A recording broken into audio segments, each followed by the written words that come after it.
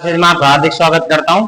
जैसा कि chapter number 6 की 3 क्लासें हो चुकी हैं, तो आज चौथे नंबर पे क्लास डालेंगे। पिछली क्लास हल्की सी लास्ट में स्क्रिप हो गई थी, तो लास्ट अपना टॉपिक चल रहा था कैटगट।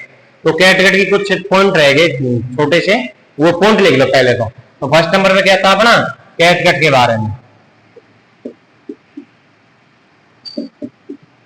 तो कैटगट में क्या था, कैटगट में मैंने लिखवा लिया साधारण से क्रोनिक कैटगट टाइप सी ही ज्यादा काम में आता है।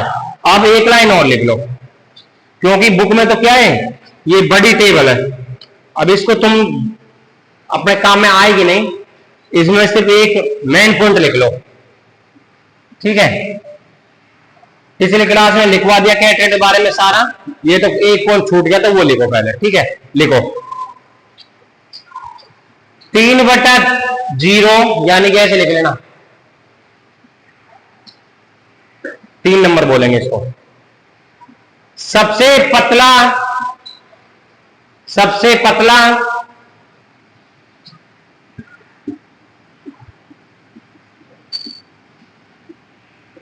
सबसे पतला वे नंबर 7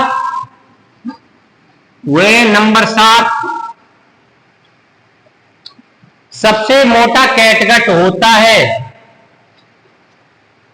नंबर 7 सबसे मोटा कैटगट होता है, ठीक है। कैटगट अब यहीं पर समाप्त हुआ। अब लिखेंगे दूसरे नंबर पे अपना कौन सा था, बताओ। तुमको सारा लिखवा दिया, कंगारू टेंडन। दूसरा है अपना कौन सा है, दूसरे नंबर पर है अपना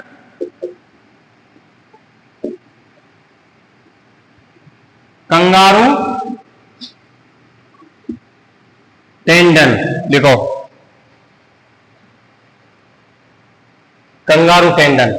अब इसमें एक शब्द आ रहा है जो कंगारू। कंगारू जानते क्या होता है, कंगारू यानी कंगारी, और तो क्या, जो 2 पैरों पर चलते हैं, जिसका पॉकेट होता है, उसमें बच्चा रहता है, उसको क्या बोलते हैं, कंगारू। तो कंगारू नाम आ रहा है, तो कंगारू का कुछ ना कुछ तो फंडा है इसमें, लिखो वो। ये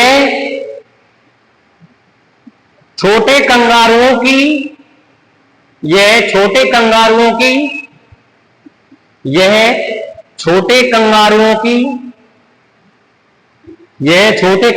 की पूंछ के टेंडन से बनाया जाता है।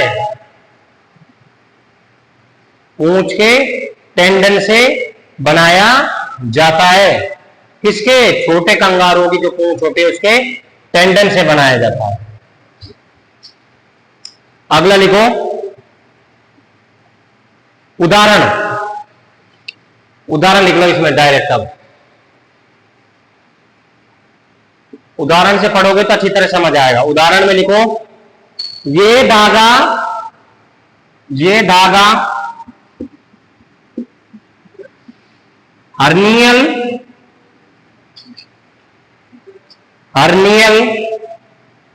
रिंग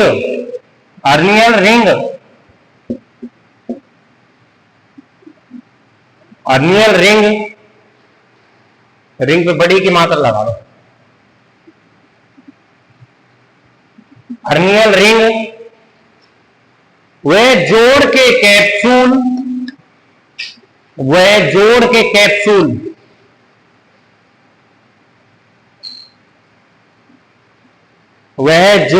कैप्सूल के टांके लगाने में काम आता है।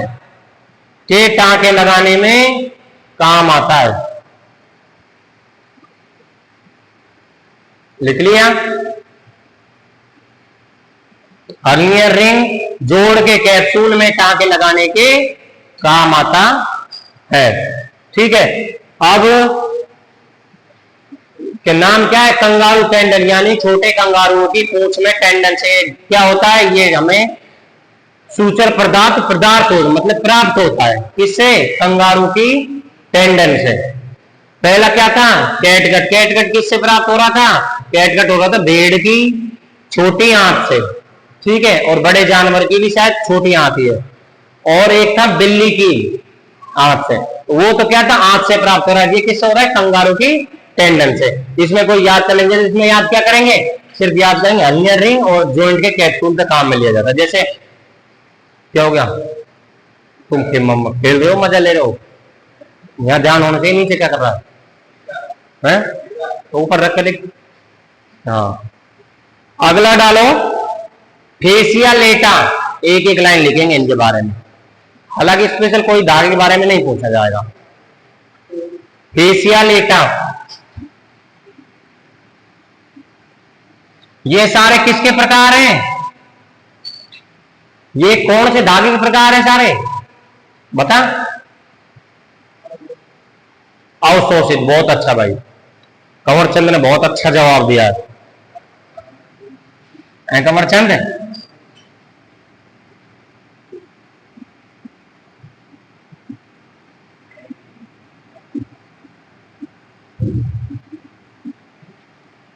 फेसिया लेटा, इसमें लिखो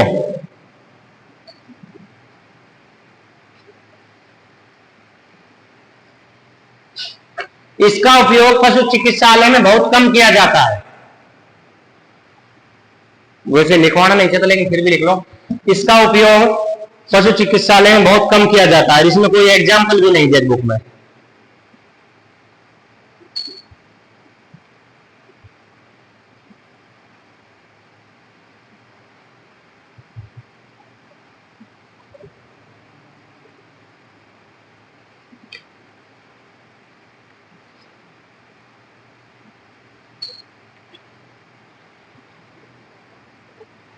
अब एक काम करो, जो तुमने वो डाले हैं ना, 1 से 8 धागे, 8 धागे डाले हैं ना गलने वाले अवशोषित, उनके आगे ही लिख लो बस।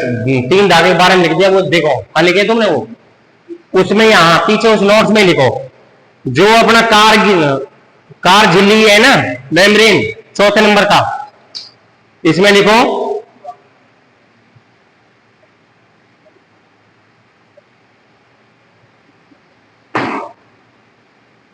ये सीरम से प्राप्त होता है।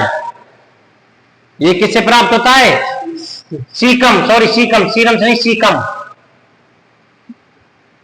ये कभी पूछा नहीं जाएगा, ये तो जर्नल एमसीक्यूज में पूछ सकता है लास्ट, और एमसीक्यूज अपने पेपर में आते नहीं है। एमसीक्यूज अपने में क्या आएंगे, 10 गलत आएंगे। ये किससे प्राप्त होता है, सीकम से प्राप्त होता है। अगला डालो एमनियोटिक मेम्ब्रेन वाले में लिखो, हाँ उसी में लिख लो, उसके आगे एक लाइन लिखनी है बस। ये क्या लिख लिया, सीकम से प्राप्त होता है, गाय भैंस की सीकम से प्राप्त होता है। इसमें रहने दो, कुछ मत लिखो। कोलेजन में लिखो, ये कोलेजन में लिखो 60 दिन में अवशोषित होता है। 60 दिन में क्या होता है, अवशोषित होता है। कोलेजन में लिख, नहीं लिखा तो तुम हो गए, जिसमें लिख रहा था वो लिखो, इनका लेके कर लेना पिछला, ठीक है। कोलेजन ही तो है कमरचंद, क्या मिस्टेक आ रही है, ले भैया ठीक है। अगला है अपना पॉलीलैक्टिन 910 910, क्या मिस्टेक आ रही है यहाँ, तो मैं समझू यहाँ कहीं बात होगी, बताओ। कोलेजन बोल रहे हो, कोलेजन को लिखा है,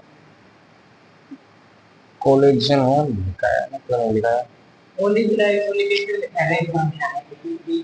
हाँ तो उसी में तो लिख ले यार, वो तो देख ये कोलेजन ही है ना, कोलिक एसिड, ये पूरा नाम था, इसको शॉर्ट कर दे, इसका क्या लिख ले, 60 दिन लिख ले, ठीक है। अगले में 910 वाले में डाल लो 40 से 90 दिन में अवशोषित होता है। 40 से 90 दिन में, इसमें लिख लो कुत्ते हुए मनुष्य की शल्य चिकित्सा में काम आता है। कुत्ते हुए मनुष्य की शल्य चिकित्सा में काम आता है। कौन सा आता है, पॉलीलैक्टिन 910, पॉलीलैक्टिन 910 धागा कौन सा है, कुत्ते की और मनुष्य की शल्य चिकित्सा में काम आता है। लिख लिया। अवशोषित टाइम कितना है, 40 से 90 दिन।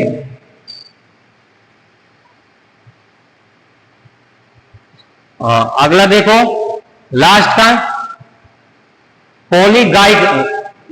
ग्लाइकोलिक एसिड अथवा इसमें लिखो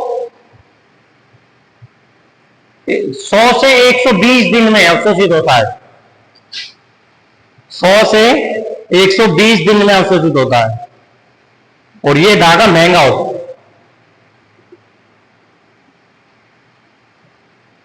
डाल लिया। अब एक बार सभी नोट्स को रख दो, जो मैं बोलता जाऊं वो सुन लो। चैप्टर चल रहा है टांके। टांके बता दिया सूचर्स। अब क्या चल रहा है? दो सूचर्स, दो प्रकार के होते हैं, अवशोषित एंड बताओ तुमने पढ़ लिया अनअवशोषित। ठीक है, यानी कि गलने वाले, घुलनशील है अघुलनशील, घुलने वाले और नहीं घुलने वाले, यानी कि गलने वाले और नहीं गलने वाले। अब तक कौन से पढ़े थे? 8 अब तक पढ़े थे गलने वाले। तो उनको क्या बोलते हैं? घुलनशील। यानी कि जो धागे अपने शरीर के उत्तकोष के साथ या सीरम के साथ, ब्लड के साथ, जिसके भी साथ गड़ जाते हैं उनको क्या बोलते हैं? घुलनशील धागे। अब क्या पढ़ेंगे? अघुलनशील धागे। और इनमें क्या विशेषता लिखवाई थी? ये धागे हमेशा अंदरूनी अंगों पर लगाए जाते हैं। किस किस से प्राप्त होते हैं? 4 धागे मैंने मतलब 3 धागे बताए थे। कैटगट सबसे अधिक कौन सा उपयोग लिया जाता है? कैटगट। कैटगट के बारे में विस्तार पूर्वक लिखवा दिया। दूसरा कंगारू टेंडन, तीसरा फेसिएलेटा, इनके बारे में जो इंपोर्टेंट था वो लिखवा दिया। अब डालेंगे डी नंबर पर डालेंगे अघुलनशील धागे। घुलनशील और अघुलनशील डाल लो भाई दूसरे नंबर पर। अब तक तो क्या पढ़े थे? घुलनशील धागे। अब पढ़ेंगे अघुलनशील धागे।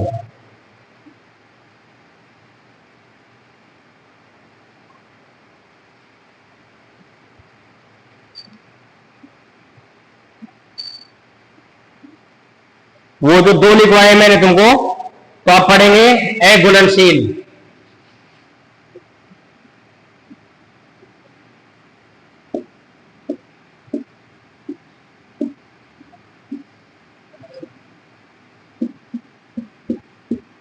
इंग्लिश में लिखना चाहो तो इंग्लिश में लिख लेना, हिंदी में लिखना चाहो तो हिंदी में लिख लेना। इंग्लिश में क्या हो जाएगा? नॉन एब्जॉर्बेबल सूचर्स, यानी अघुलनशील। ये सिंपल पड़ेगा तो ये लिखो, घुलनशील और अघुलनशील। इंग्लिश में भी याद आता है तो याद रखना, एब्जॉर्बेबल और नॉन एब्जॉर्बेबल। ठीक है, अब डालेंगे इसमें। इनमें सबसे पहले तो क्या समझ आ रहा है? यानी कि वो धागे जो शरीर के उत्तक, सीरम, टिश्यू से क्या नहीं होते हैं? रिएक्शन नहीं करते, यानी कि गलते नहीं, कोई असर नहीं पड़ता है, उनको क्या बोलेंगे? अघुलनशील। अब इसकी परिभाषा लिखो। परिभाषा लिखो।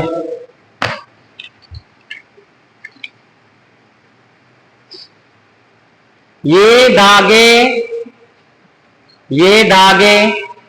शरीर द्वारा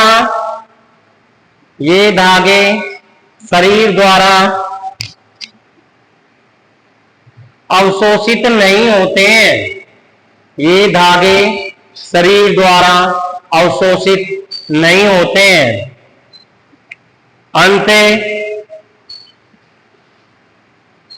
अंत इनको कुछ समय बाद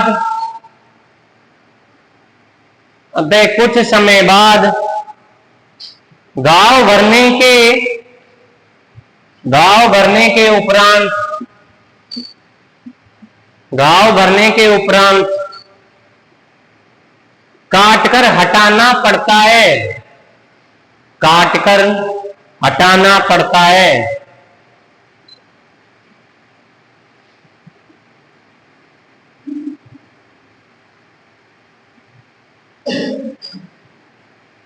काटकर हटाना पड़ता है।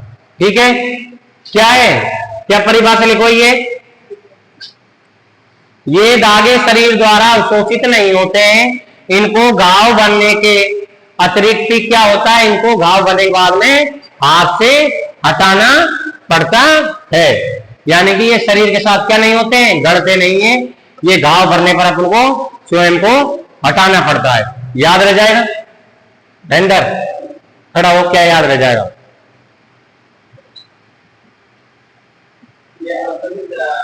आ गया है। हाँ तो वहीं आ रहा हूं मैं, रुक जा। बता क्या है ये। एम्बुलेंस धागे में ये जो धागे होते हैं वो शरीर द्वारा अवशोषित नहीं होते, अतः इनको कुछ समय बाद घाव बनने के उपरांत काट कर हटाना पड़ता है। यानी कि ये शरीर के साथ क्या नहीं होते हैं, अवशोषित नहीं होते हैं, कुछ समय बाद इनको क्या करना पड़ता है, हटाना पड़ता है। ठीक है, बैठ जा। अब डालेंगे इनके मतलब कौन कौन से धागे के कितने प्रकार होते हैं। लिखो, अघुलनशील धागे निम्न होते हैं। नॉन एब्जॉर्बेबल सूचर्स निम्न है, इंग्लिश में भी लिख लो भाई।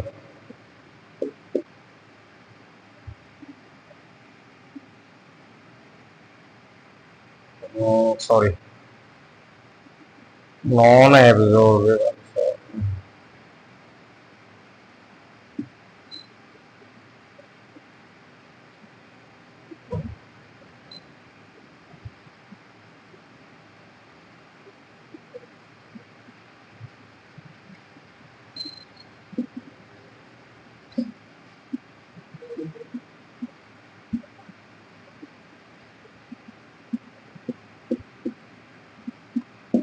नॉन एब्जॉर्बेबल सूचर्स निम्न होते हैं। पहला डालो सिल्क। सिल्क पिक्चर देखे तुमने है, कौन कौन देखिए है, सैयारा देखिए, सैयारा में कहीं कहीं देख लियो। सरदार की दो पत्नी देख ली है, यही में पूरी पिक्चर निकाल दी। कोई बात ना, पंडित कहीं कुछ देखो ना देखो धरती पे अकाउंट चल क्या करो है, बोझ धरती पे। सिल्क हिंदी में लिखोगे इंग्लिश में लिखोगे हैं, हिंदी में लिख लो।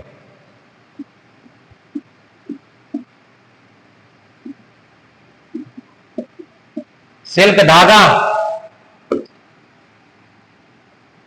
दूसरे नंबर पर लिखो सूती। ये तो सुना होगा तुमने। नाइलॉन, ये अपने कपड़े जो कभी गलते हैं क्या, छोटा तो ना करें तो यही है, यही धागा है ये मान लो।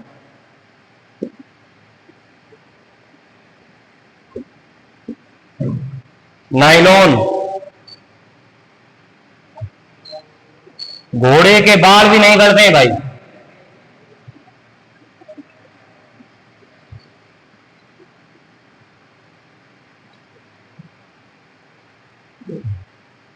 एक रह गया अपना कौन सा, स्टेनलेस। रुक जाओ अभी बता दूंगा। हाँ किसका, ठीक है चल। पहला कौन सा है, सिल्क। दूसरा सूती। तीसरा नाइलॉन, लाइलॉन। चौथा नाइलॉन। और पांचवा घोड़े के बाल, घोड़े के बाल। छठा स्टेनलेस स्टील। छठा। सातवां बीटाफिल।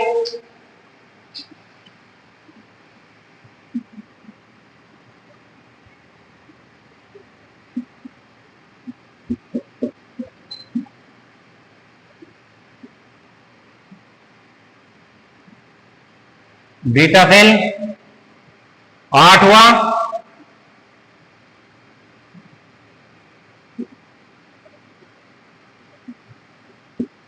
माइकल। नवा सेफ्टी पिन।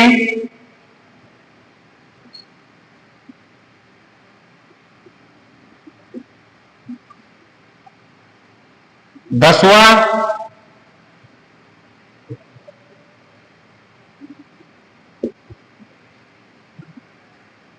पॉलिस्टर,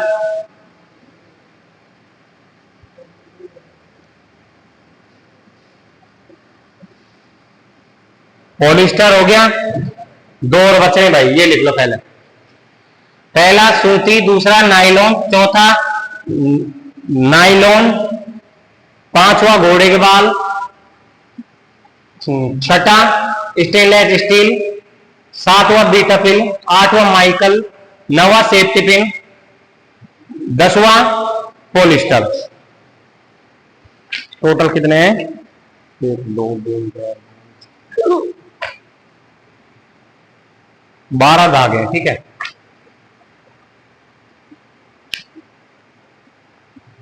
लिख लिया? ये दो ऊपर लिख रहे हूं, ठीक है, जो दो बच रहे हैं, जो कौन सा? बीटा फिल, हाँ। 6 नंबर पे डालो पॉली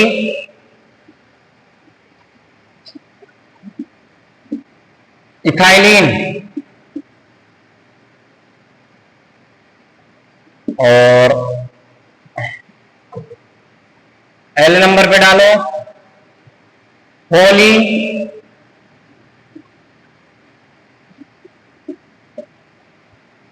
प्रोपाइलिन। लिख लो, ये पूरे लिख लिया। लास्ट बुक में दिखा दूंगा मैं।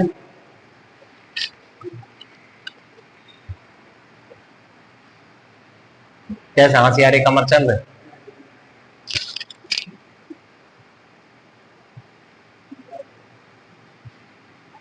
हाँ पंडित ललित, क्या बात है? किसको?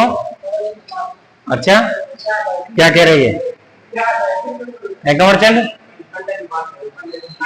ये जो धागे हैं ये क्या नहीं होते हैं, ये गलते नहीं है शरीर से, शरीर द्वारा।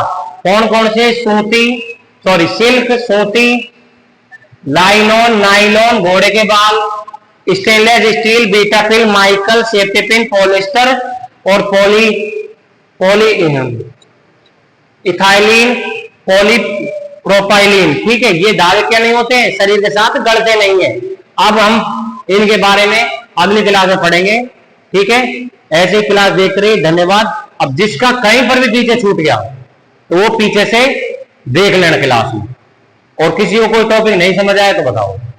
आज अनिकेत खड़ा हो, क्या क्या पढ़ाया हमने आज? पिछले छोड़ दो, आज तो बता हैं टाँकों के बारे में। और कौन कौन से? यहीं आके बता, जो पता तो लगे, बच्चे पढ़ भी रहे हैं हमारे, वैसे ही थोड़ी। हाँ, इधर आ, इधर इधर ले, वीडियो दूर ले, कोई दिक्कत ना। हाँ, क्या पढ़ाया आज? टाँकों के बारे में। अच्छा, 2 प्रकार के होते हैं। हाँ, और घुलनशील, एक घुलनशील। हाँ, फिर ये कौन से हैं? ये एक घुलनशील वाले। तो मतलब ये घुलनशील का मतलब जो शरीर में मतलब अवशोषित नहीं होते। अब जिस देखो लग रहा है सब कुछ समझ आ रहा है, नहीं आ रहा फिर भी बता देना, और क्लास में कोई दिक्कत हो तो कमेंट बॉक्स कमेंट करके बता सकते हो। धन्यवाद।